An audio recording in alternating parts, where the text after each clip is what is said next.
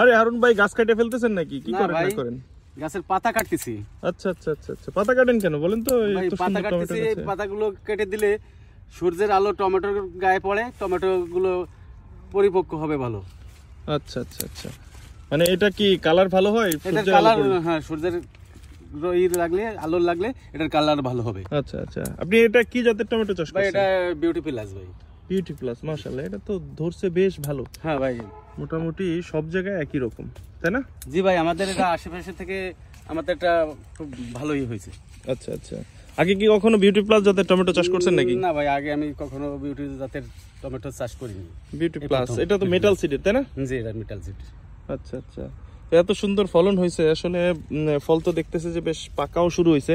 তো এই যে মেটাল সিড যারা হচ্ছে যে এই বীজটা বাজারে দিল, তারা কি ধন্যবাদ পাওয়ার যোগ্য না? অবশ্যই দাদা। আচ্ছা আচ্ছা, এই যে এত